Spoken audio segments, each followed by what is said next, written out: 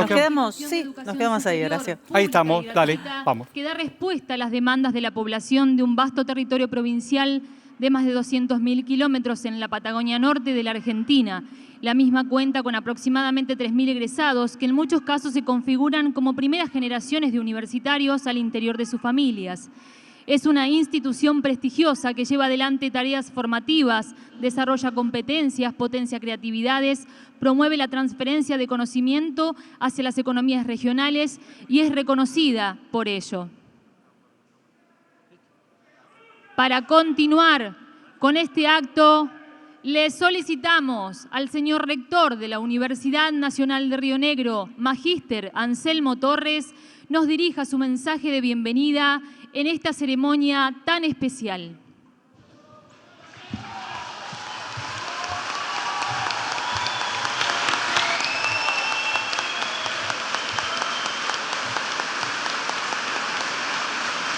Buenas tardes a todos y todas. Primeramente quiero saludar y agradecer la presencia de nuestra querida vicepresidenta de los argentinos, Cristina Fernández de Kirchner. Muchísimas gracias.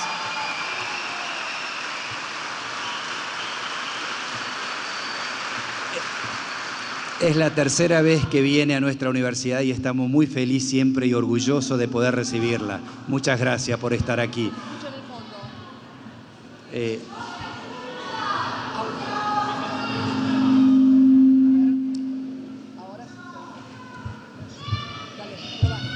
Hola, ¿se escucha ahí? Bien. Decía que es la tercera vez que nuestra querida vicepresidenta está presente en nuestra universidad. Lo hizo en el año 2008 y también lo hizo en el año 2015, inaugurando un edificio en la ciudad de General Roca. Quiero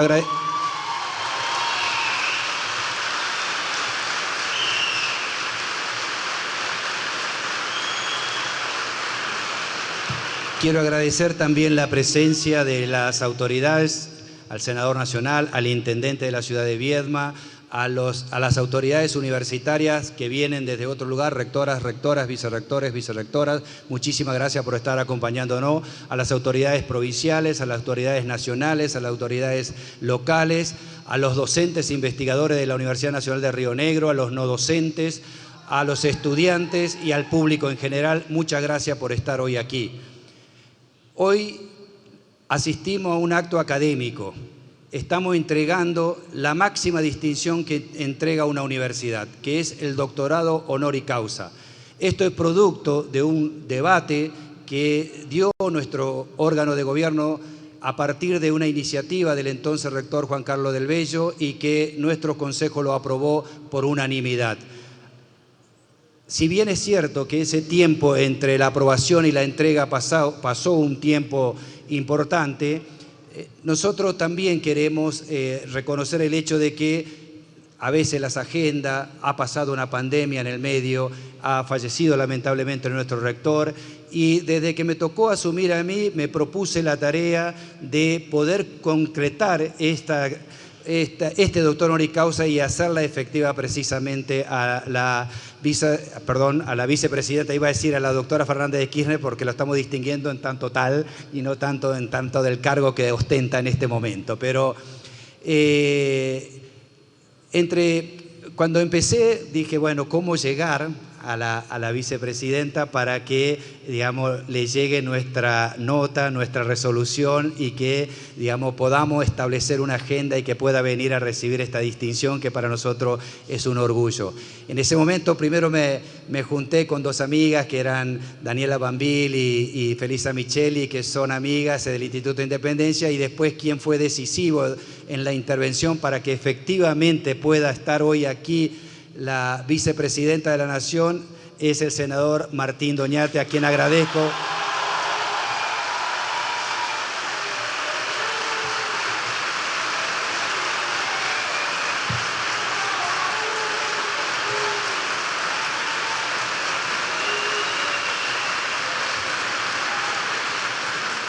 A quien agradezco profundamente, gracias Martín, Con Martín nos une el trabajo por la universidad para lograr mayor presupuesto, infraestructura, y nos une también una amistad. Así que muchísimas gracias por haber hecho posible que esto también se pueda concretar. Entre las razones por las que nosotros otorgamos esta máxima distinción se van a leer luego en el fundamento. Yo solamente quiero resaltar algunas. Para nosotros, la vicepresidenta de los argentinos, iba a decir presidenta porque estamos acostumbrados a ello, representa para la universidad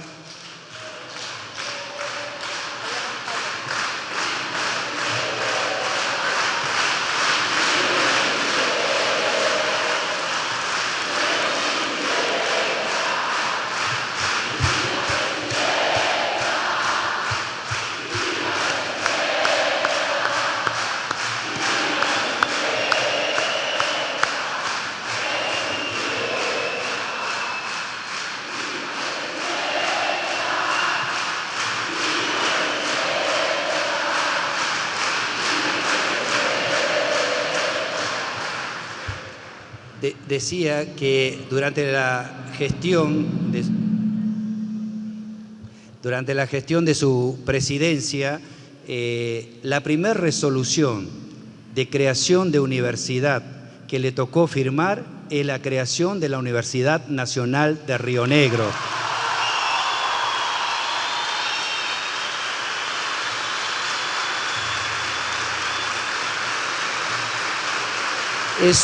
Eso fue en el año 2007, precisamente un 19 de diciembre del año 2007, y al año siguiente, para poner en marcha nuestra universidad, nos visitó acá en Viedma, dándole el respaldo a nuestra universidad que realmente necesitaba. Posteriormente hizo que esta universidad realmente creciera, dotándolo del presupuesto y de la infraestructura necesaria para que esta universidad pueda crecer.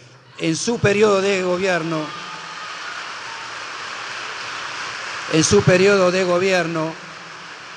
que va entre el 2007 y el 2015, se crearon más de 16 universidades, casi el 50% de las existentes.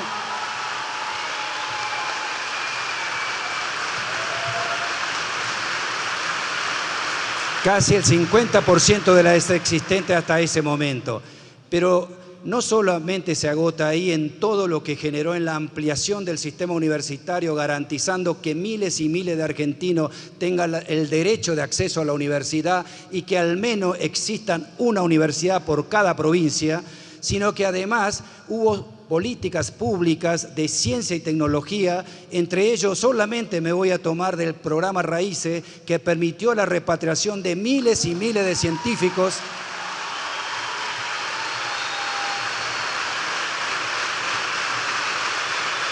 y a nosotros nos permitió dotarnos de masa crítica junto a la que ya existía en la región y otros que se acercaron de otra latitud de la Argentina, hoy tener una universidad potente, una universidad de calidad, una universidad de prestigio. Así que estamos muy agradecidos también por esas políticas públicas. También queremos destacar en estos 40 años de retorno de la democracia, que no ha sido sencillo, ¿sí?, que nuestra vicepresidenta reúne todas las virtudes democráticas que nosotros como universidad queremos reconocer. Es la primera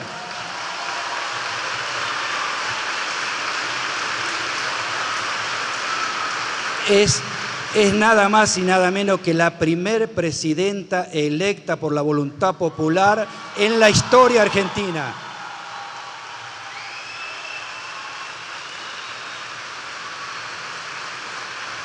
Y no una vez, sino 2 veces. Se sometió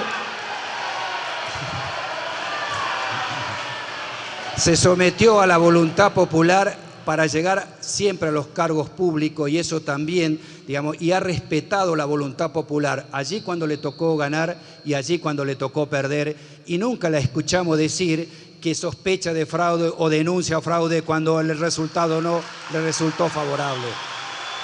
Eso es respetar la institucionalidad democrática. Por eso también la estamos reconociendo. Este año, la democracia en estos 40 años ha tenido muchos logros. muchos avances, se han dotado de muchos derechos a muchos argentinos, pero todavía sigue teniendo déficit y sigue teniendo deuda pendiente. Para nuestra universidad, una de las deudas pendientes que todavía queda es lograr la plena igualdad de género. Por eso este año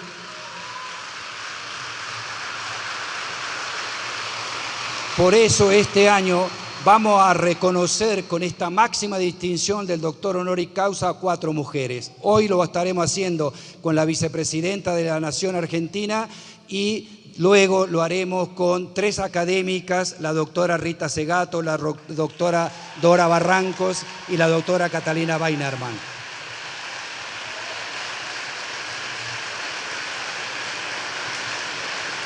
Sin embargo, es bueno destacar que durante la presidencia de la doctora Fernández de Kirchner también se han hecho sustantivos avances en pos de esta igualdad de género. Voy a citar solamente 2 leyes, la ley del matrimonio igualitario y la ley de identidad de género.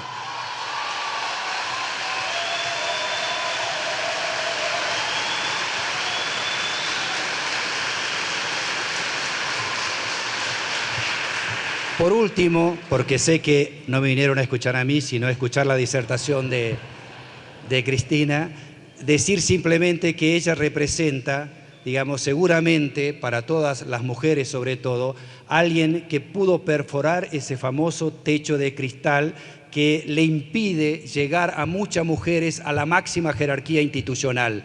Y seguramente no estuvo exento de dificultades. Y todavía queda lamentablemente, digamos, consecuencia de esa osadía de llegar a la máxima jerarquía, que ese patriarcado rancio, que todos los varones tenemos la obligación de participar para que definitivamente se caiga el patriarcado, tenemos que lograr, porque hoy es precisamente ese patriarcado rancio el que le quiere hacer pagar por haber perforado ese techo de cristal. No voy a seguir más, simplemente después se van a leer los fundamentos, más fundamentos del por qué hacemos esta distinción. Quiero agradecer a todos y todas y especialmente a la vicepresidenta de todos los argentinos, la doctora Cristina Fernández de Kirchner. Gracias, señor rector. Nos convoca hoy la entrega del título de doctora honoris causa a Cristina Fernández de Kirchner. El título de doctor honoris causa es el máximo título honorífico que otorga una universidad.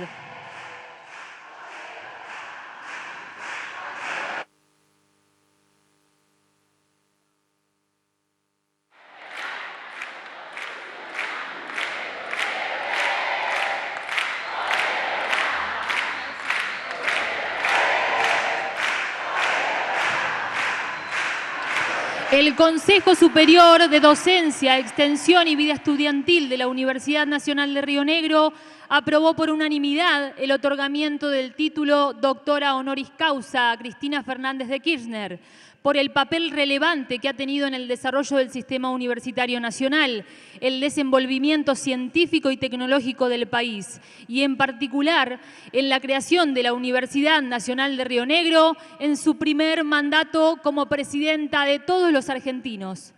El reconocimiento se fundamenta también en la implementación de una política pública que la doctora fue desarrollando fuertemente desde el periodo 2008-2011, fomentando la construcción entre todos los argentinos y argentinas de una nación que genera valor agregado a través de la incorporación de conocimiento y tecnología. Por ello, el rector resuelve mediante resolución número 65411 otorgar el título de doctora honoris causa a la abogada Cristina Fernández de Kirchner.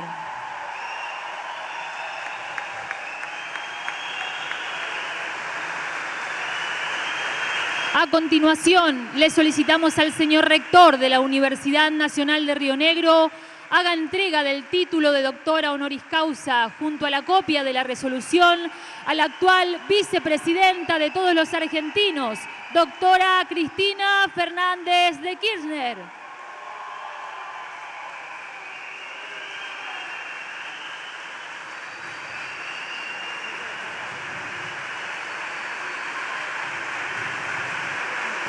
El señor rector hará entrega de los atributos honoríficos de la Universidad Nacional de Río Negro, una medalla de honor de la institución y la estola que engalardona el reconocimiento de doctora honoris causa.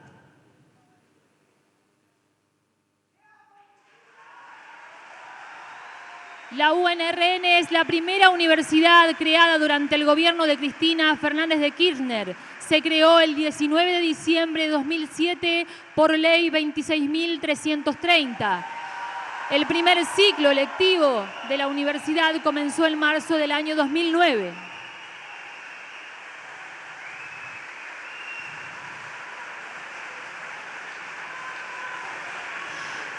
Es una universidad arraigada estrechamente a las demandas y crecimientos del territorio, que hoy cuenta con más de 66 carreras en sus 3 sedes, Alto Valle, Valle Medio, Andina y Atlántica, fomentando actividades académicas de investigación y extensión universitaria en todo el territorio de la provincia de Río Negro.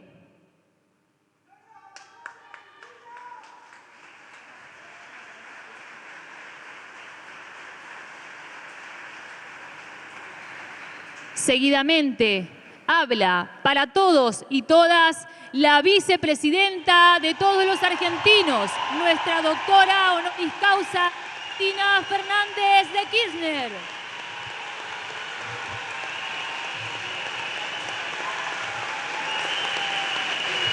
Muchas gracias. Muchas gracias. Muy buenas tardes a todos y todas los rionegrinos y rionegrinas y los que vinieron de alguna otra provincia, de Neuquén también, que hay algunos de Neuquén, y a toda la gente de Viedma que además está en estos días recordando, fue el 7 de marzo, pero sé que el festival sigue hasta mañana, la fiesta sigue, ¿no, intendente? Hasta mañana. Bueno, el combate patagónico por la soberanía, que bueno, fue uno de los 3 hitos que tiene nuestra historia, y como decíamos con Pesati recién cuando veníamos, este fue victorioso al menos porque finalmente los bandeirantes no pudieron pasar. Quiero además agradecer especialmente a las autoridades de la Universidad Nacional de Río Negro, señor rector, señora vicerrectora, por la distinción, y a todo el cuerpo académico y a todos los claustros universitarios que han participado no te había visto, en este evento. Bueno, nada, un nuevo honoris causa, el último había sido en otra provincia argentina, esta vez en el norte, en Chaco, fue el 6 de mayo, en unos meses más se cumple un año. En aquella oportunidad la clase magistral versó sobre la insatisfacción democrática, retomando una charla que yo había dado en el Parlamento Europeo en Bruselas, acerca de la insatisfacción democrática en las sociedades frente a las demandas que no son cumplidas, que no son cubiertas por los estados, y hacía alusión a que ese estado, por lo menos como se conforma en gran parte de Occidente, es un Estado, un modelo de gestión de Estado a través de una división de poderes que data de la Revolución Francesa. Esta era un poco la tesitura, la tesis, y que bueno, que realmente estamos queriendo gestionar desde el Estado a una sociedad que tiene internet y que tiene los celulares y que ha modificado absolutamente todo con una forma de organización estatal, jurídica y política que data de la Revolución Francesa.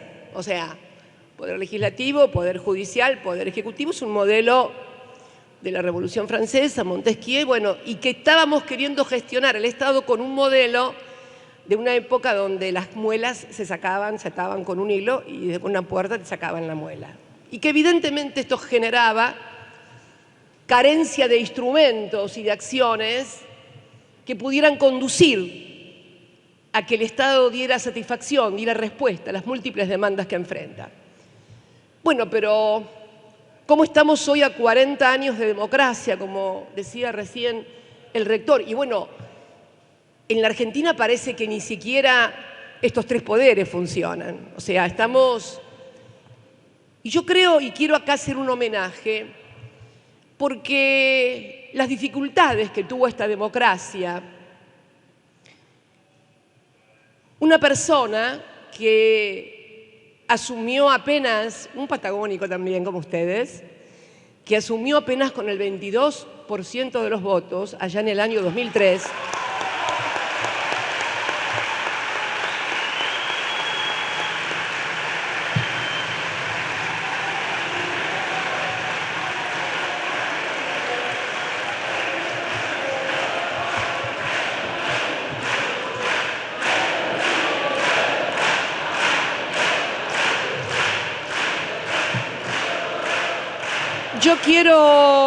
yo quiero reivindicar a ese hombre que apenas con el 22% de los votos recibió un país en el 2003 al que todos recuerdan la parte económica, que estábamos mal, que el corralito, pero había algo que era previo y que lo recibió en medio de una fenomenal crisis institucional en la cual hoy un chico de 20 años tal vez no se acuerde porque nació en el 2003, o sea, pero hubo un tiempo que no es muy lejano en nuestro país, en el año 2001, donde se produce una gran crisis de carácter institucional que motiva que 5 presidentes se sucedieran en una semana, que la gente pidiera que se vayan todos.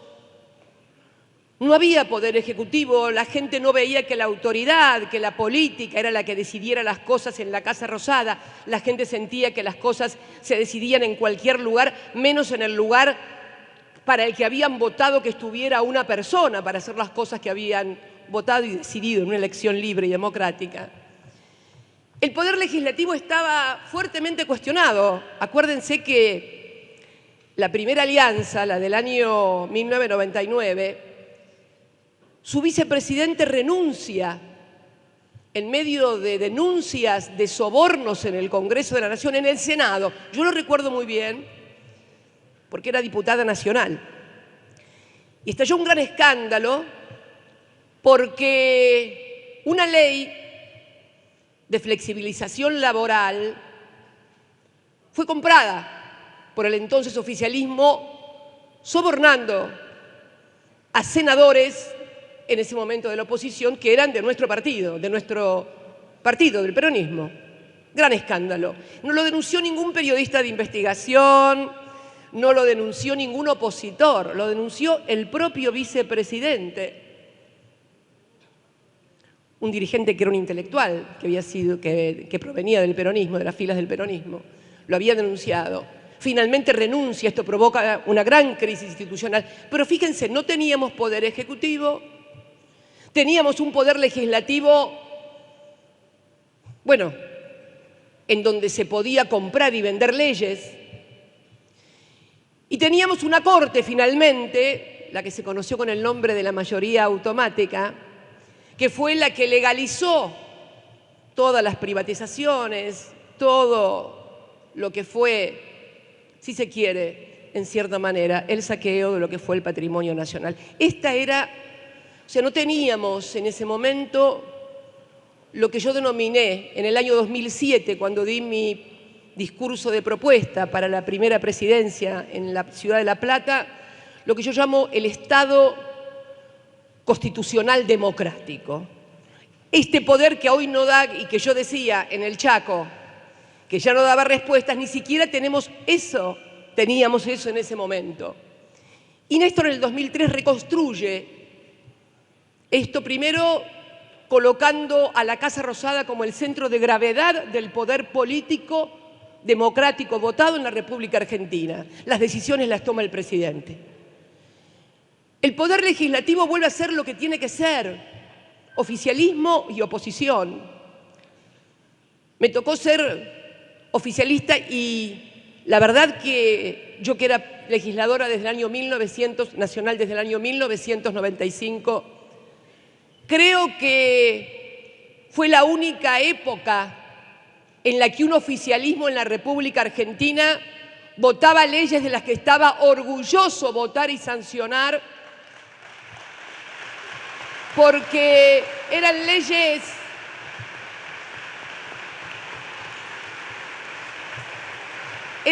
que otorgaban derechos, no le sacaban nada a nadie, al contrario. Y creo que además el oficialismo era oficialismo, orgullosamente de ser oficialismo, y la oposición, bueno, era oposición porque tenía ideas diferentes. Este es el sistema, así funciona el sistema.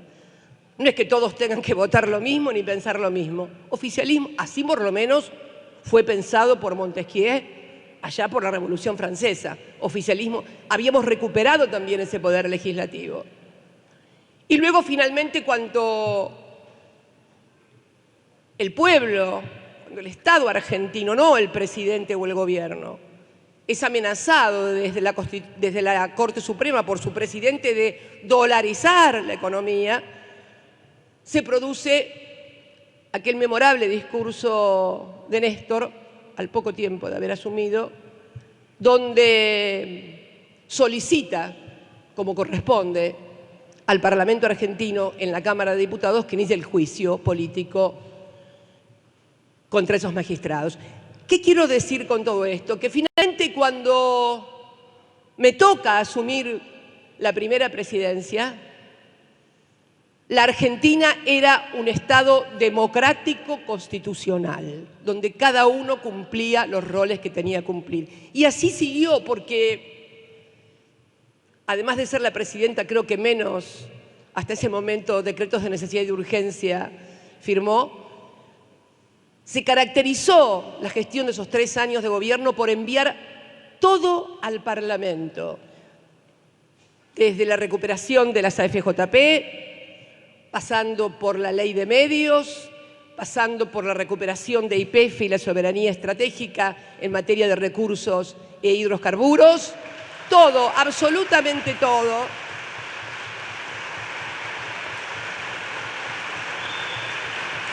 Todo, absolutamente todo, se dio en ese marco. Con tensiones, con diferencias, con discusiones, con debate, a eso no le tengo miedo, porque siempre fueron en el marco de la Constitución y de las leyes. Y hoy, a 40 años de democracia, el próximo 10 de diciembre de este año, bueno, creo que lo que estamos viviendo en materia de división de poderes, cuando vemos a la oposición, o por lo menos al sector más importante de la oposición, aliado con el Poder Judicial para hacer lo que sabemos que se está haciendo, bueno, creo que hoy no estamos ante un Estado democrático constitucional.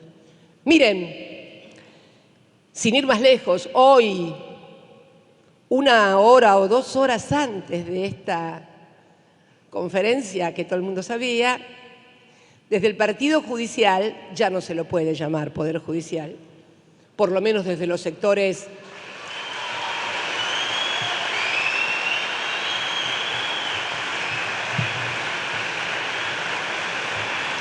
una hora o 2 horas antes de esta conferencia magistral, este honoris causa que me han dispensado, desde el Partido Judicial, separan al senador Martín Doñate, que era el representante en el Consejo de la Magistratura, y restituyen al miembro que había impugnado judicial.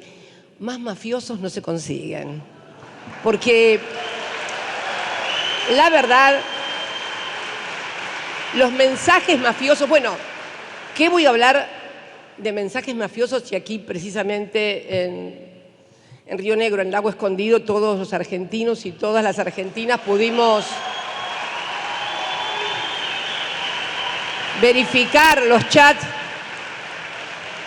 donde, por esas casualidades casuales, el juez que instruyó la causa en la cual ayer acaban de proscribirme, en la causa en la cual acaban de proscribirme, fue uno de los que recomendaba cómo tenían que hacer facturas truchas. O sea, la verdad que yo creo que en algún momento, porque siempre todos estos sectores y mafias que se regodean en el poder y en la impunidad del poder, en algún momento siempre colapsan, más tarde o más temprano. Miren, cuando uno tiene muchos años ha visto pasar muchas cosas que parecían que eran eternas y que no se iban a terminar nunca y finalmente se terminan. Porque yo creo que el propio sistema va a necesitar sanearse, porque además estamos en un marco a estos 40 años de democracia, y quiero hablar específicamente del tema que nos ocupa hoy, que es la economía bimonetaria también, que va a requerir de un Estado y de decisiones que van imperiosamente a necesitar de legitimidad frente al conjunto de la sociedad, que son tomadas esas decisiones por hombres, por mujeres, por organismos, por estamentos que realmente hacen honor a las demandas no de un sector, sino del conjunto de la sociedad. Y la verdad que la ruptura del pacto democrático, que es esto lo que acabo de ver, y que yo creo que la principal y la más terrible fue la del 1 de septiembre, que si realmente se los digo con todo mi corazón, odié ser protagonista de eso, pero la ruptura del pacto democrático, aquel, no el que habíamos construido a partir del 2003, cuando Néstor reconstruye el Estado democrático constitucional, sino aquel que se construyó el 30 de octubre de 1983 y que se solidifica ese 10 de diciembre en la Plaza de Mayo, y que era el pacto de que no se podía ni siquiera pensar en que la supresión del adversario era la supresión de la vida, que se lo podía eliminar, que estaba bien que si es opositor o que no estoy de acuerdo lo mato, lo desaparezco o me tengo que exiliar. Esto era algo que estaba absolutamente convalidado por la sociedad. Y sin embargo, ese 1 de septiembre se rompió. Pero si uno mira realmente lo que pasó a partir del año 2015, en realidad casi observa como una secuencia lógica lo de ese 1 de septiembre, inclusive en ese propio año 22, en marzo del año 22, el día que se trataba en el Parlamento, en la Cámara de Diputados, para ser más precisos, el acuerdo con el Fondo Monetario Internacional, destruyeron mi despacho. Primero fue señalado con pintura. Luego, durante media hora, sin que interviniera ninguna fuerza ni de la Ciudad de Buenos Aires, ni ninguna fuerza federal, fue apedreado y destruido el despacho. La misma jueza que instruyó la causa es la misma jueza que instruye la causa. Es como que todo hace juego con todo. Y unos días más tarde, en las cartelerías de la Ciudad de Buenos Aires aparece un cartel, una foto de esas que me suele sacar Clarín. ¿Vieron? No lo puedo hacer cuando me meto el dedo en la nariz porque nunca me meto el dedo en la nariz, pero creo que si me metiera el dedo en la nariz sería esa la foto preferida. Una foto con una cara de muy mala, donde dicen asesina de 35.000 personas. Curiosamente, esto es el 28 de marzo, 4 días después de lo que se recuerda el 24 de marzo y los 30.000 desaparecidos. No fue casual el número, 35.000. ¿Vieron cómo cuestionan el tema de los 30.000 desaparecidos? No, que no son 30, que son esto, que son lo otro. No, acá entonces había que poner más. Si nosotros somos los responsables de 30.000, ustedes, vos, que sos la cabeza más visible del peronismo, son responsables de las 35.000.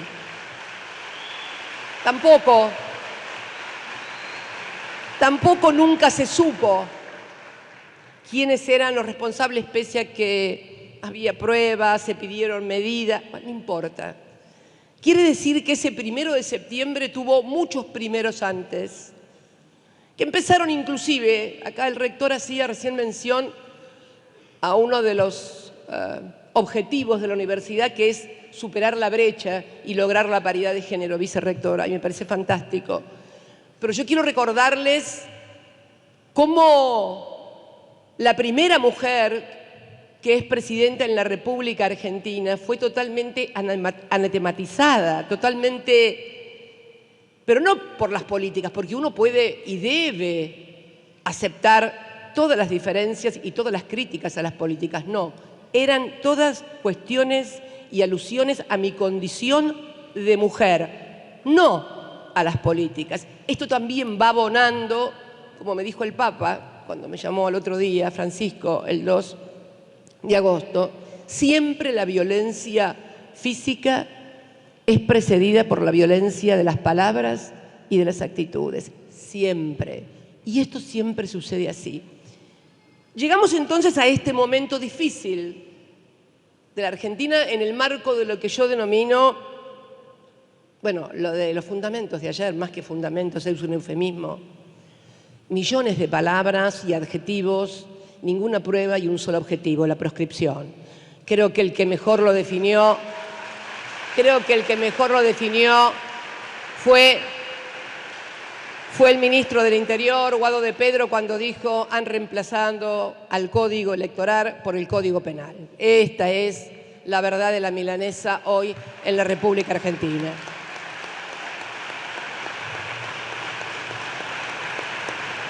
Pero, ¿cómo estamos? Si las instituciones están así en la República Argentina, ¿cómo andamos por la economía? ¡Wow!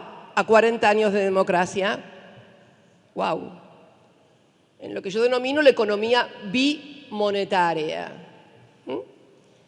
El 24 de marzo del 76 yo creo que fue el momento de ruptura de lo que fue el modelo económico de industrialista por sustitución de importaciones, que inauguró el peronismo fuertemente, que había sido incipiente ya en la época del irigoyenismo, cuando hubo que hacer la primera sustitución de importaciones con motivo de la Primera Guerra Mundial.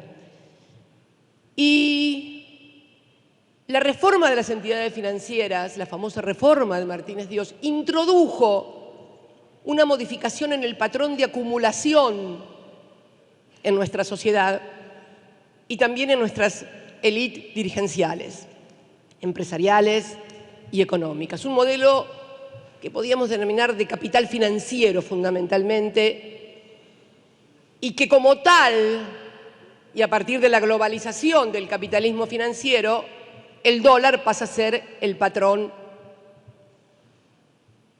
de conducta, diría yo. Porque hoy es un patrón de conducta más que un patrón monetario, por lo menos en la Argentina. Patrón de conducta.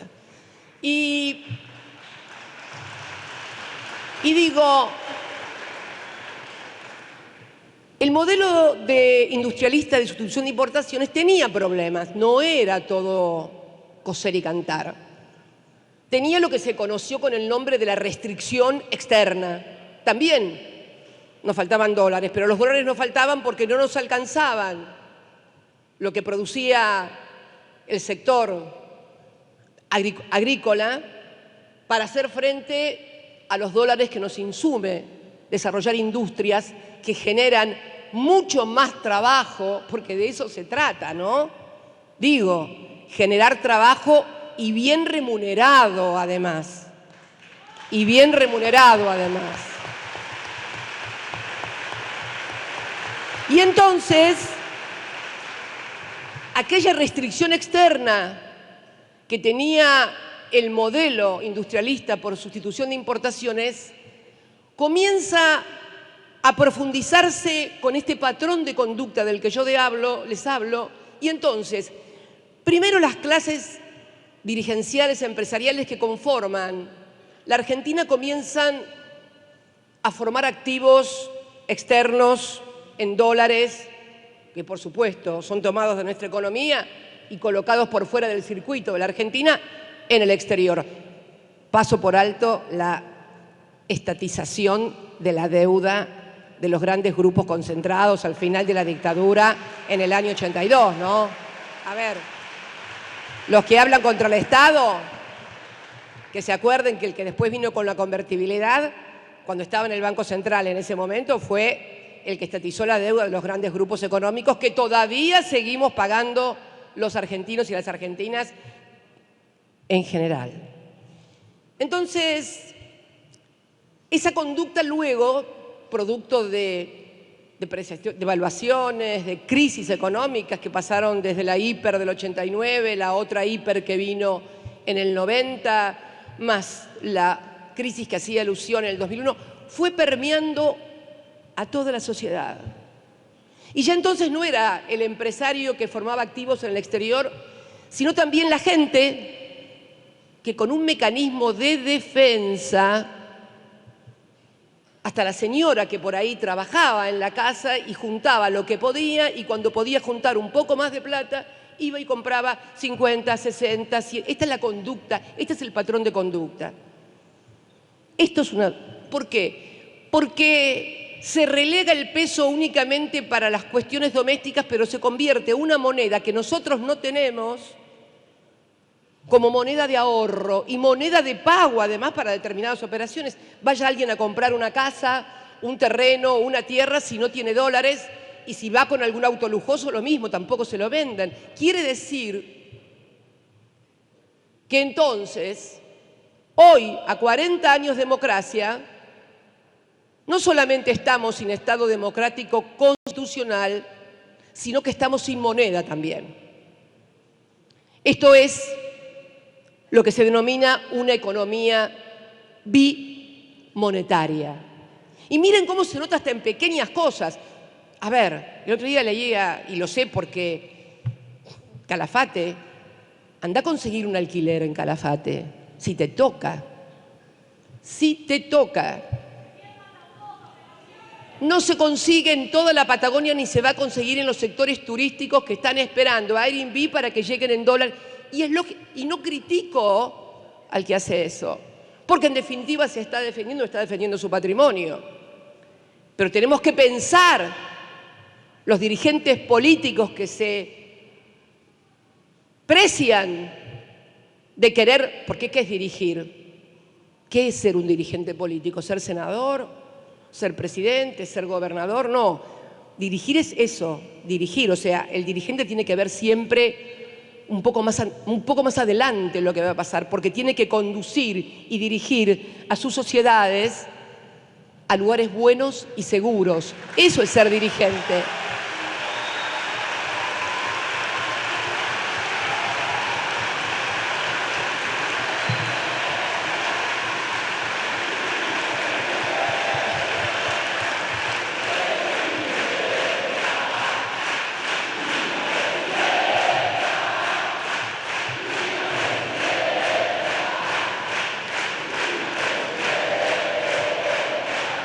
Y esta economía bimonetaria nos lleva a este escenario también de esta Argentina con inflación, porque, y esto es clave también entenderlo, hay una gran discusión, o por lo menos aparenta haber una gran discusión en cuanto a qué ocasiona esta inflación absolutamente desmedida comparada con cualquier otro país del mundo que tiene la Argentina, y que no es la primera vez.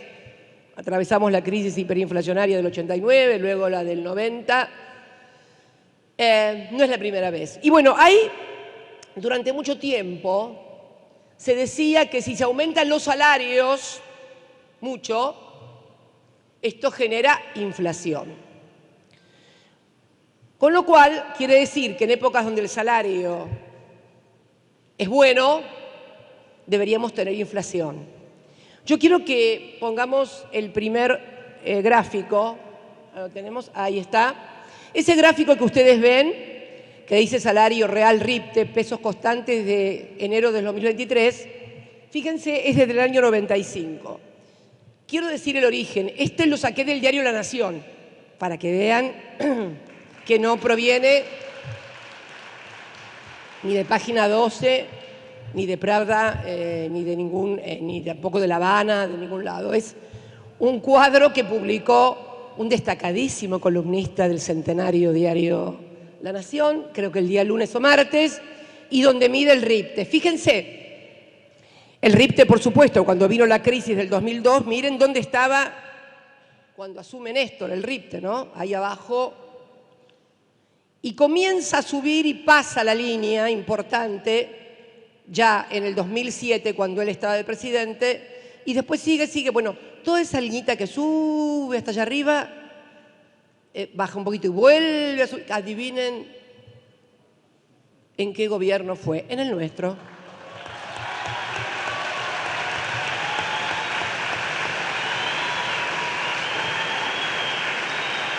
Y fíjense qué curioso.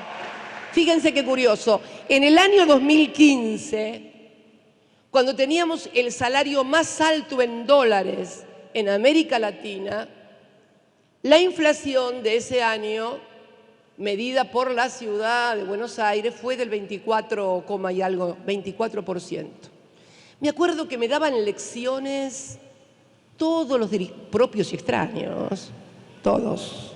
Lecciones de cómo hacer, que no mande los de la cámpora a los supermercados a controlar los precios, que eso no es la inflación, que cómo, no, que está loca esta mujer, ¿qué está haciendo? Bueno, los que me dieron lecciones y dijeron que solucionar el tema de la inflación era una cuestión de chasquido así de dedos, la llevaron al 54%. Y fíjense cómo estaban los salarios en el 19%. Y fíjense cómo siguen estando ahora, que tenemos 100% de inflación. Primera conclusión para gente que lo único que tiene que hacer es ejercitar la memoria y si no se acuerda de algo, bueno, leer un poquito. Está claro que los salarios no son la causa de la inflación, porque con el salario más alto de América Latina teníamos 24%. Y con los salarios por el piso, y con trabajadores registrados, como dije en Chaco, que por primera vez nos llegan a fin de mes, quiere decir... ¿Y entonces qué es lo que está pasando? Está pasando lo que dije en diciembre del 2020, no rector en un acto académico, no tampoco vicerrectora, sino en La Plata. Me acuerdo...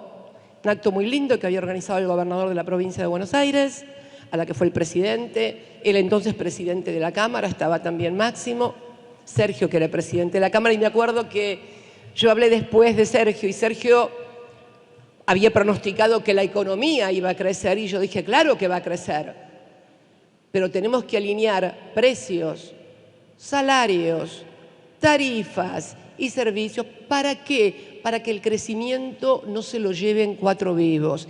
¿Qué es lo que está pasando? ¿Qué es? Porque es cierto que hay crecimiento, es cierto que la economía está creciendo y es cierto que se generan puestos de trabajo, pero son precarizados y de muy baja calidad y muy bajos salarios. Y esto es lo que siempre hemos sostenido desde el peronismo, que es la participación de los trabajadores en el Producto Bruto Interno. El segundo cuadro, por favor. Miren, fíjense, el segundo cuadro es la participación del salario en el producto en una serie histórica un poco más larga, del 35 al 22, y fíjense que los 3 picos corresponden, el primero al primer gobierno peronista, el segundo coincide con el golpe del 24 de marzo de 1976 y el otro es el nuestro. El periodo de los 3 periodos de gobierno, que debo decir también además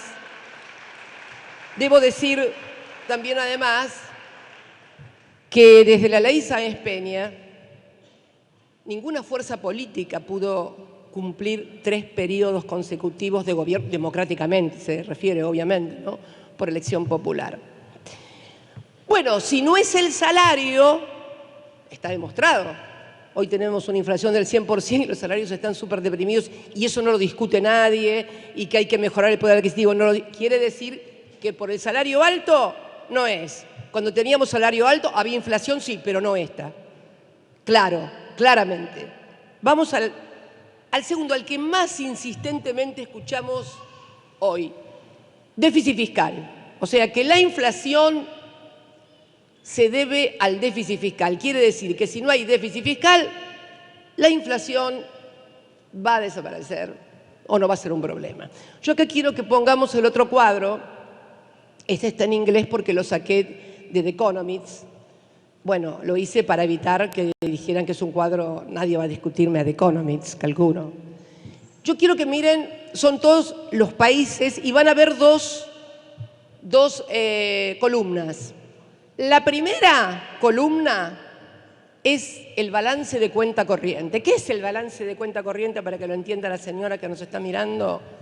Es lo que te queda en dólares una vez que pagaste todas las importaciones, todas las transferencias que tenés que hacer, la balanza turística negativa, es lo que te queda, como el comerciante, lo que le queda en la cuenta corriente para pagar la cuenta. Esto es, fíjense. Esa es la primera. Ahora fíjense la segunda. La segunda, que es toda rosa, casi ven que es toda rosa porque solamente hay 5 celestitos. La segunda columna es la del déficit. Mire, fiscal, primario y financiero. Fíjense todos los países que hay. De todos los países que hay ahí, solamente 5 no tienen déficit fiscal. Y se los digo, Noruega, Dinamarca, Arabia Saudita, Israel y Chile.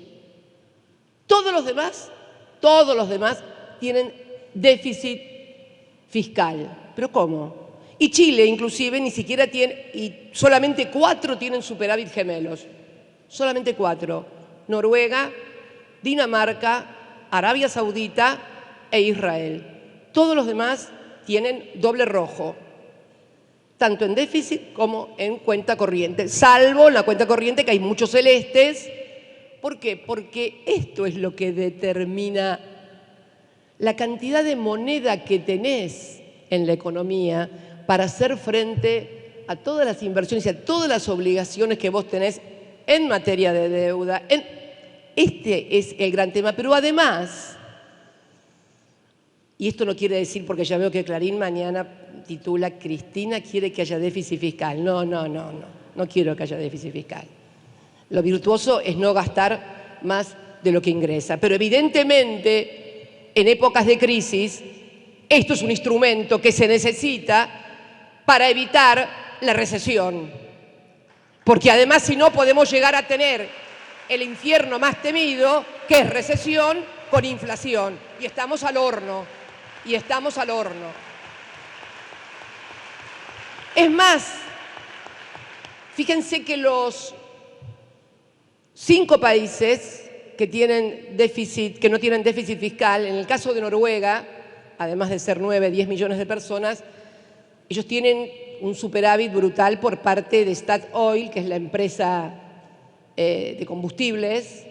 Todo el Mar del Norte es un lago de petróleo y todo lo que ellos toman de Statoil, que ahora tiene otro nombre, creo que le pusieron otro nombre, Norway creo que se llama ahora, que es la que va a perforar aquí, frente a las costas del Atlántico en nuestro país, va a un fondo de pensiones. Ellos tienen $1 trillón. Ellos tienen asegurados a sus pensionados, a sus jubilados, a sus jubiladas, creo que, no sé, hasta fines de siglo. Lo mismo pasa en el caso de Arabia Saudita. Obviamente no tengo que explicar por qué Arabia Saudita tiene una excelente cuenta corriente. Dinamarca también se autoabastece en energía y Chile no tiene cuenta corriente negativa porque seguramente los precios de la energía le han disparado las cuentas y por eso pasa lo que pasa. Israel, ya sabemos, una potencia. Y hay muchos otros países que son potencias en materia de exportación y por lo tanto lo importante es estar en celeste en la cuenta corriente. Miren, les voy a dar un ejemplo para que todavía se entienda más. Si ustedes vuelvan a poner, por favor, esa última que les... Esa. Fíjense, ahí Malasia. ¿Les suena Malasia? Seguramente que no. Ahí van a ver a Malasia que tiene un déficit fiscal de 5.3. 5.3 del PBI. Un poquito más abajo está Argentina con el 3,8. O sea, Argentina tiene menos déficit fiscal que Malasia. Sin embargo, Malasia tiene 2.4 en la... ¿Y por qué les hablo de Malasia? ¿Por qué? Porque hoy, que se cumplen 30 años del enlistamiento de YPF en la Bolsa de Nueva York, el presidente de YPF, Pablo González, un patagónico como todos nosotros, está en estos momentos en Nueva York. Ustedes saben, y ha sido muy publicitado en todos los medios, que está en tratativas con Petronas. Miren lo que son las casualidades. Petronas es la compañía estatal de gas y petróleo de Malasia. Como sería la YPF de Malasia. Y justamente el titular de Petronas, el embajador de Malasia además, estaban conmigo ese 1 de septiembre. Fue la última reunión que hice cuando salí del Senado antes de llegar a casa esa noche. Y bueno, y se está tratando un acuerdo porque Malasia, Petronas, que tiene déficit fiscal más alto que el de la Argentina, financiaría la construcción de una planta en Bahía Blanca para gas licuado y un gasoducto que viniera directamente de Vaca Muerta a Bahía Blanca. Ellos tienen una flota en materia de gas natural licuado para transportarla formidable, con una inversión en infraestructura de 30.000 millones de dólares que puede llegar a mucho más cuando se haga todo el tema de la producción y la explotación. Fíjense, un país que tiene más déficit fiscal que nosotros es el que va a financiar este emprendimiento. ¿Se dan cuenta? ¿Cómo nos mienten, no? ¿Cómo nos mienten en los medios de comunicación cuando te dan clases de economía y te hablan 20 horas del déficit fiscal y no te hablan de los activos formados en el exterior para evadir impuestos y sustraer el trabajo de los argentinos? La verdad que...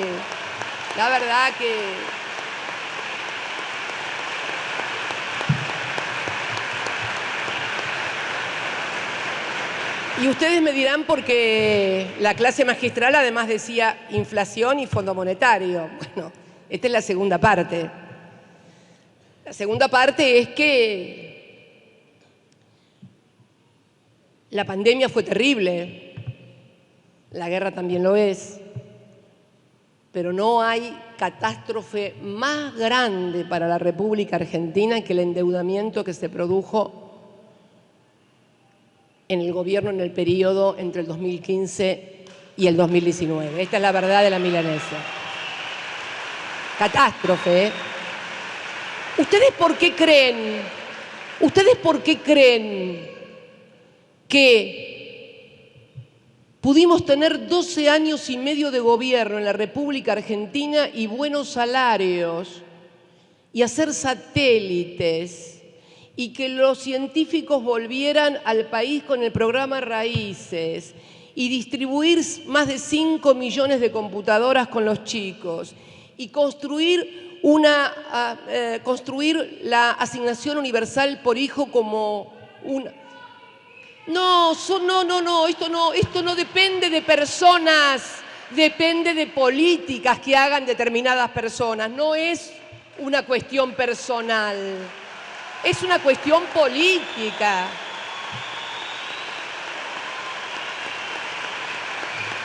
Es una cuestión política.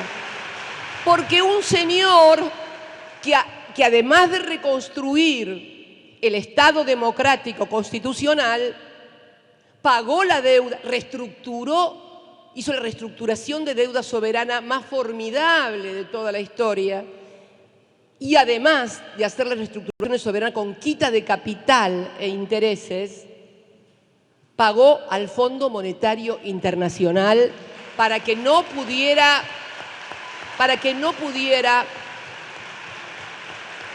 interferir en el desarrollo de políticas públicas nacionales. Y este acuerdo que se ha firmado...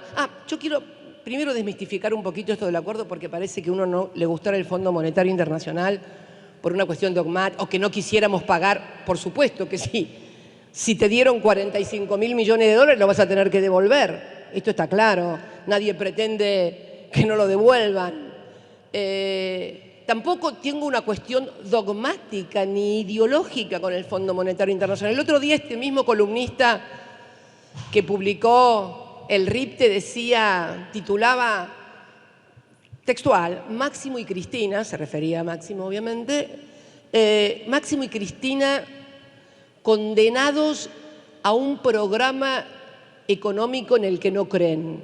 Primera cuestión, creer yo creo en Dios nada más, en el amor también, pero en un programa económico nadie cree en un programa. ¿Qué es esto? ¿Es una cuestión de fe? No, no, no. Los programas económicos no son una cuestión de fe, son una cuestión de objetivos que persiguen y la eficacia y la eficiencia que tienen para alcanzar esos objetivos. O sea, no me enamoro de nada, pero digo esto para aclarar que no hay ninguna cuestión dogmática con esto, o que no quería que se acordara con el fondo, bueno, y voy a contar una infidencia para que se entienda un poquito, porque tanta cosa que se publica, tanta cosa que se dice, en off, acá y allá, para acá. Entonces creo, miren, una infidencia cortita, la única que voy a hacer. En diciembre del 21, estaba en plena negociación con el Fondo Monetario, me llama un día el presidente del Banco Central, que es el actual presidente del Banco Central, que quería verme. Le dije sí. Le dije que viniera a mi casa. A mí no me gustaba recibirlo en el Senado porque presidente central en el Senado, después tenés 28 millones de artículos de análisis de esto, de lo otro. Y viene a decirme, estaba muy álgida la negociación aparentemente con el Fondo Monetario Internacional y el ministro de Economía, y me viene a proponer que estaban dispuestos desde el fondo a viajar a la Argentina para entrevistarse conmigo porque pensaban que yo iba a solucionarlo porque, y textual, quiero repetirlo y terminar, no voy a hablar más de este tema, porque el ministro de Economía en ese entonces, el ministro que luego renunció, bueno, estaba muy terco, que era muy caprichoso, que no quería, bueno, le digo, no, mirá, le digo, a mí me enseñaron desde muy chiquita que cuando alguien empieza una negociación es el que la tiene que terminar y que no hay peor negociación que la que se hacen en 2 o 3 ventanillas, porque finalmente el que tiene más poder termina jorobando a los otros que se dividen en 3 o 4 lugares. En todo caso, bueno, decirle al presidente si vos tenés diferencias con el ministro de Economía, que decide el presidente. Bueno, y me dijo que el presidente le decía que sí a uno, que no. Bueno, no importa, la cuestión que no quise intervenir porque me parece que el que tenía que negociar y hacer las cosas que debía hacer era el entonces ministro de Economía, que finalmente, cuando renuncia, no renuncia, como se dijo ahí, porque se peleó conmigo o se peleó con él. No, porque, es más, tengo mi celular, yo que puedo mostrar el celular, como siempre digo, tengo en mi celular el último mensaje muy atento que me envió un mes antes de renunciar, en el cual me enviaba el proyecto de ley de renta inesperada que se había enviado al Congreso. Digo todo esto para terminar cuando uno discute y te pongan clichés o te pongan en un lugar de que sos terca, que no querés esto, que no querés lo otro, que sos muy ideológica. No, miren, creo que he dado muestras de un pragmatismo cuando se trata de los intereses del país, que bueno, ya no sé qué más debería hacer. Bien. Este acuerdo, es más, apoyé con mucha fuerza también la reestructuración de la deuda privada, pese a que no obtuvimos ni una sola quita de un solo dólar de capital y de intereses. Creo que se podría haber hecho una mejor negociación y la apoyé porque creí que la tenía que apoyar. Me senté en la mesa de propuestas cuando se presentó en Olivos y me volví a sentar en la mesa del Bicentenario cuando se cerró, porque esto también parte de la responsabilidad institucional. Pero parte de la responsabilidad institucional también es decir lo que puede pasar si se firman determinados acuerdos que finalmente terminan siendo inflacionarios. Por una razón sencilla.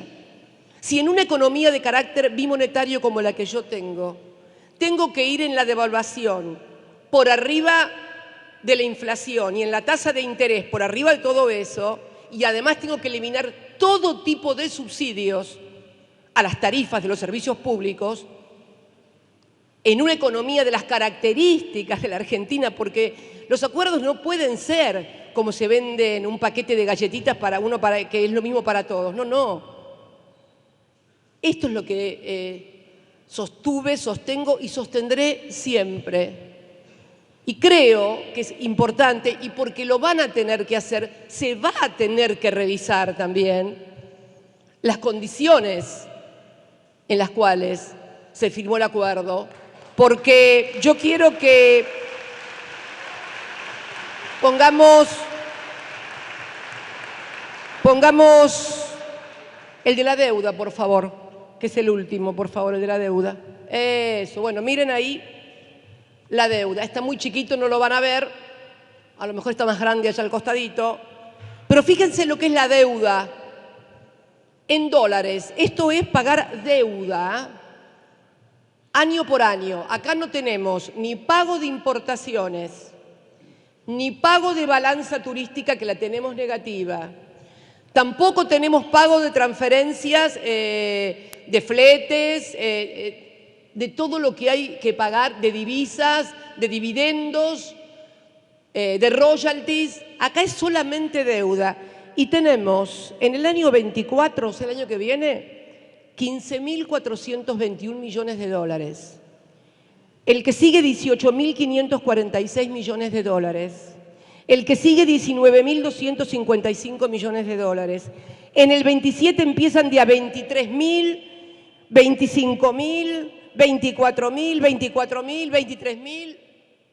Eso, y ahí tenemos que tener además, les vuelvo a repetir, los dólares para las importaciones de todo tipo y para la innovación tecnológica, porque quiero decirles algo.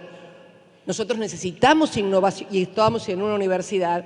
La Argentina necesita urgentemente innovación tecnológica para sus exportaciones, porque se han reprimarizado las exportaciones en la República Argentina durante los últimos años. Se han reprimarizado. La reprimarización significa trabajo escaso y mal remunerado. Nosotros necesitamos innovación tecnológica, que es lo que da el salario calificado en las universidades, en los científicos, y eso lo hace el Estado. ¿Quién se creen que inventó la Internet? ¿O Steve Jobs? No. Fue el Estado el que hizo Estados Unidos en sus múltiples agencias de inversión. Les recomiendo un libro de Mariana Mazzucato, El Estado Emprendedor, que desmistifica que la innovación tecnológica proviene del sector privado. No, señor, la gran innovación tecnológica proviene del sector estatal. En Estados Unidos, en Alemania y en todas partes. Ahora, si yo no tengo los dólares, ¿cómo logramos hacer también esta innovación tecnológica? Entonces, sí, el otro día leía un periodista, no, que es un periodista razonable, decía que a partir del 25 con Vaca Muerta y con el litio van a sobrar los dólares. Miren, yo les digo algo, hemos tenido también una balanza comercial muy importante y los dólares se fueron porque es esto que les dije al principio. La economía bimonetaria.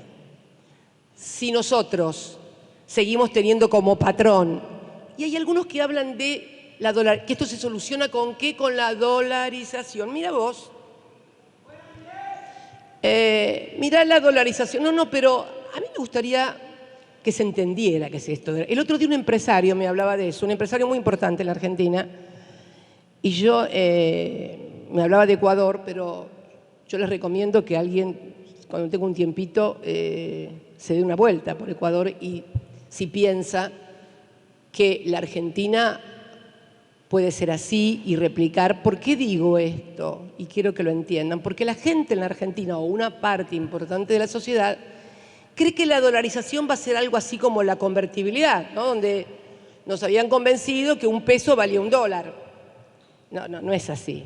El valor de una moneda no lo da ninguna ley. El valor de una moneda lo da el tamaño de la economía del país que emite esa moneda, y si además de que es la primera economía del mundo tiene un par de portaaviones, entendemos por qué el dólar es el patrón de conducta. Hoy hay una gran cuestión geopolítica, ¿no? Pero la dolarización de producirse en la Argentina, el que va a tributar y el gran sacrificio de esa dolarización van a ser las clases medias argentinas. Piensen un minuto en esos que cortan las calles y que todo el mundo se enoja, que los planeros, que los negros, que esto, que el otro. Ellos no van a tener mayores problemas si hay una dolarización, porque el mayor consumidor de dólares no es el que come 1 o 2 veces por día nada más y no tiene ninguna otra.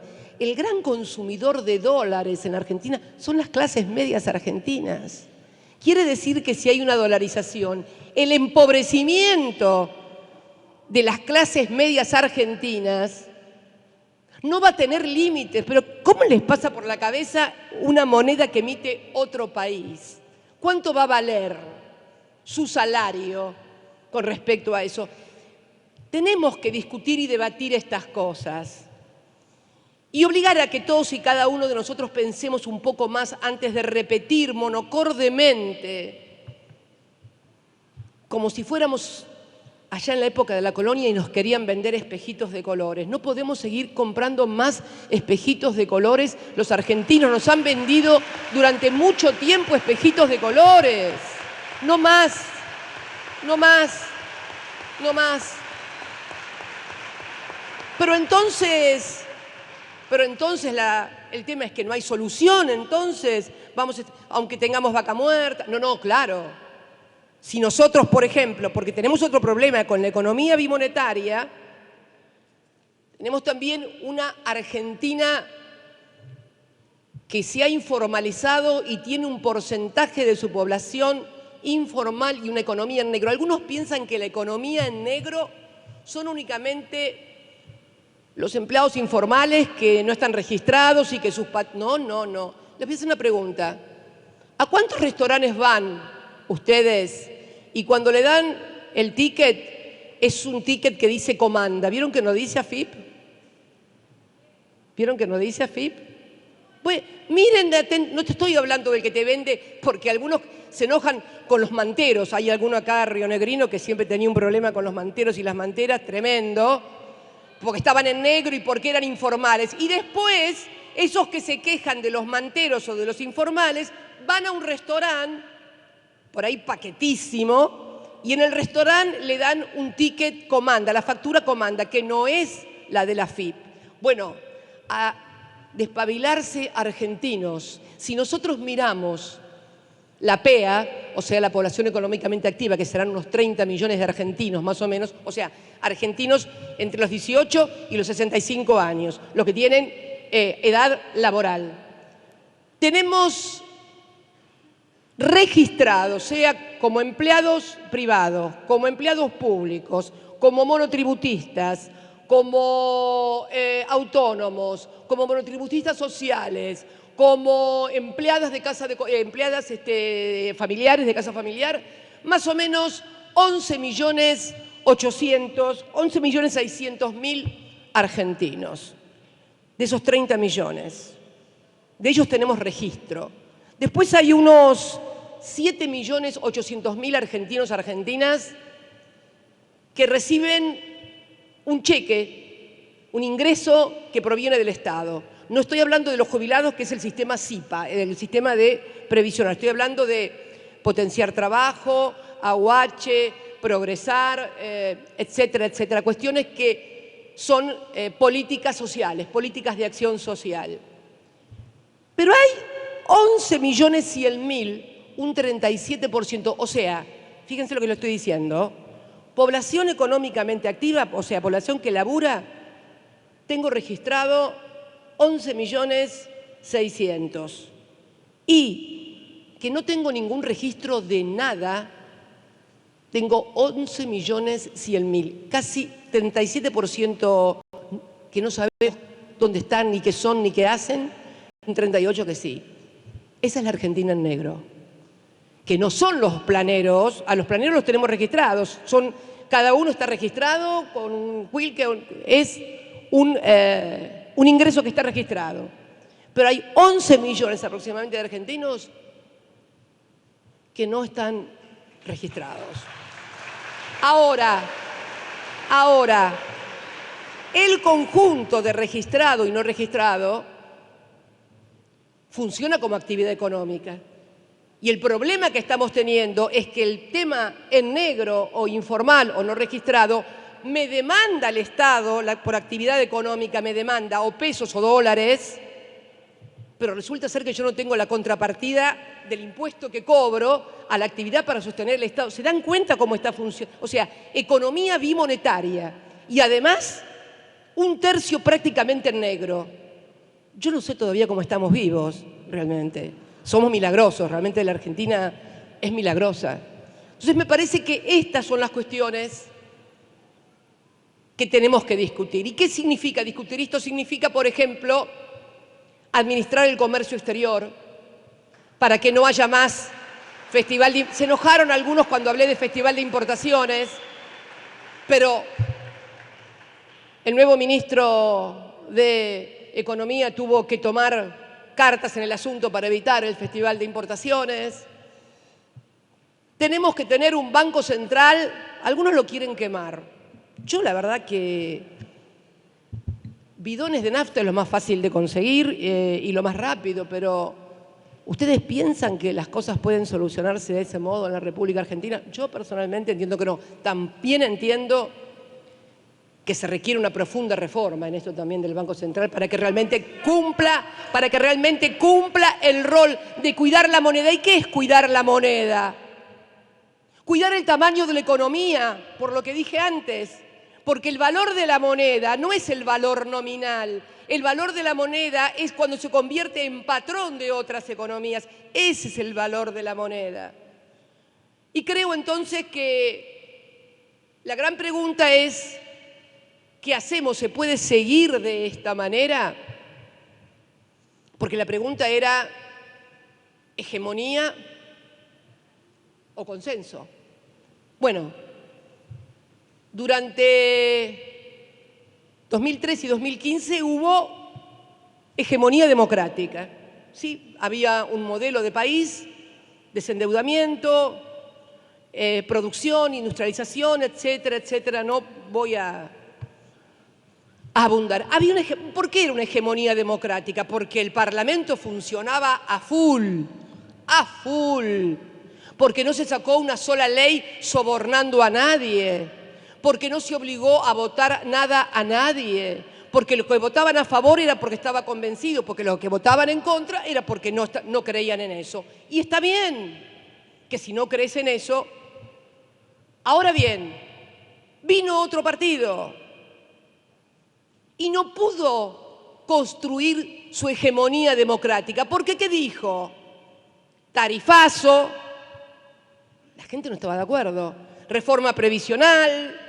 No estaban de acuerdo. Vino el Fondo Monetario y un endeudamiento feroz que fue el que provocó que viniera endeudamiento. Entonces, el que vino después no pudo construir la hegemonía democrática. Porque miren, se puede gobernar bajo dos formas: por hegemonía democrática en un Estado constitucional o por consenso, acordando las fuerzas políticas, el modelo de país y hacia dónde vamos. Ahora, si no tenemos hegemonía democrática y tampoco tenemos consenso, bueno, papito, que te ayude tu hermano.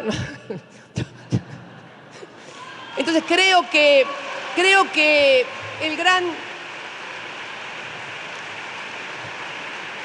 Creo sinceramente, y no es la primera vez que me han escuchado, porque me lo escucharon decir también en Chaco, lo escribí en mi libro, sinceramente. Yo estoy convencida que es necesario acordar. No vamos a acordar por ahí porque unos van a decir que hay que tener flexibilización laboral y los otros no. Unos van a decir, no, hay que sacar a todo. Pero en esto de la economía bimonetaria, ¿en qué patrón de acumulación vamos a hacer para tener los dólares necesarios para hacer frente no solamente a las obligaciones, sino frente a las obligaciones del desarrollo y el crecimiento que necesita y demanda nuestra sociedad?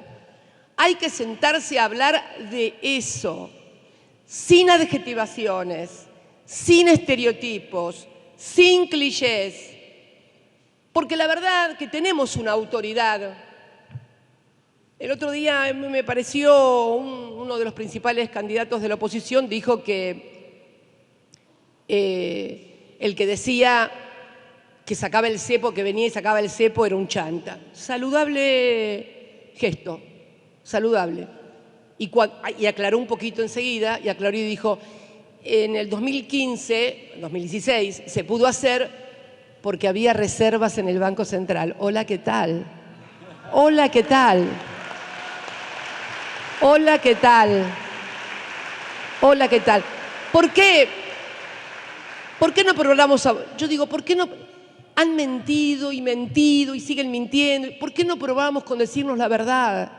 Con los números. Estos son números. Yo no vengo con ideología, ni con teorías, ni con hipótesis. Vengo con números. Contrasto la Argentina que dejamos en el 2015 con 24% de inflación, el mejor salario, desendeudada, el fondo no estaba.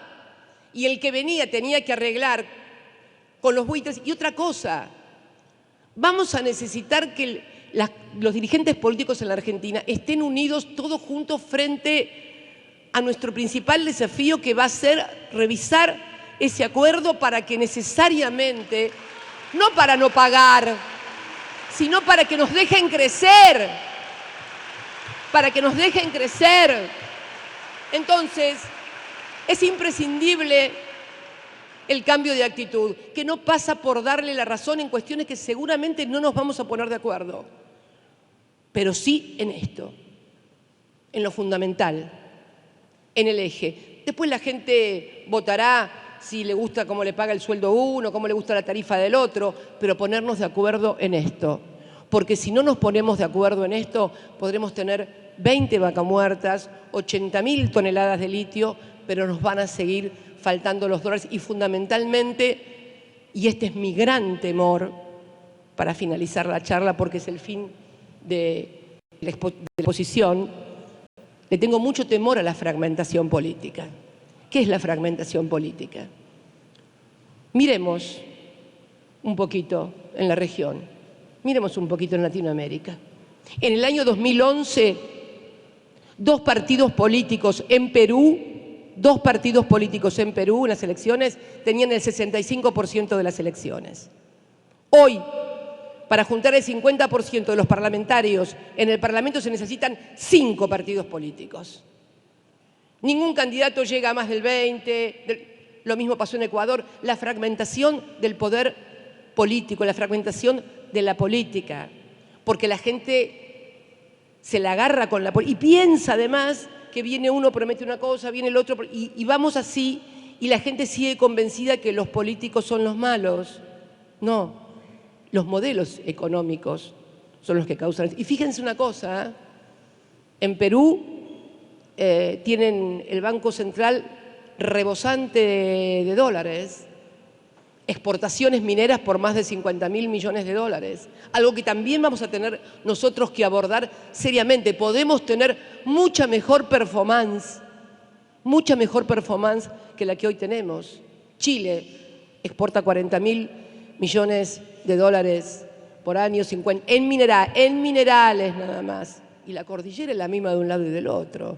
Es más, creo que la beta, si la hay, tiene que extenderse un poco más, que tenemos más territorio. Ustedes vieron que Chile es muy angostito.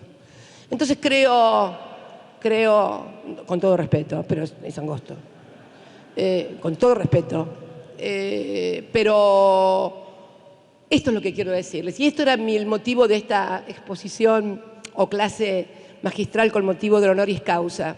Aportar ideas y discusiones. No podemos seguir en un debate tan chato y tan mediocre y tan manejados de los medios de comunicación. No nos los merecemos. Y sobre todo ustedes, estudiantes de universidades públicas, muchas gracias a todos y a todas y ha sido un placer estar con ustedes. Gracias. Así, de este modo... Bueno, muy bien. Termina de esta manera la exposición de la vicepresidenta. Pasó por todos los temas que habíamos anunciado. Esencialmente sobre lo económico, esta dependencia maldita que tenemos con el Fondo Monetario y rever, no solamente en la Argentina y en el continente, actitudes frente no solamente a la deuda, sino el crecimiento de los pueblos y su situación económica y social. Claro, arrancó hablando en el comienzo de esta larga exposición, arrancó hablando de su situación frente a la justicia y de los fundamentos, los entrecomilló, ¿no? Los fundamentos que se conocieron durante la jornada. Habló de prescripción, básicamente. Esencialmente, y mañana seguramente en el acto donde la va a tener como eje central en Avellaneda, pasará lo mismo. Todavía el acto no cerró, ella está saludando. Viendo, sí. Está saludando también junto con estudiantes y el alto profesorado de la universidad. Y cerramos de esta manera nuestra emisión. Claro que sí, nos encontramos nuevamente el lunes, ¿sí? Así es. Que tenga buen fin de semana. No te vayas, Televisión Pública Noticias. Chau.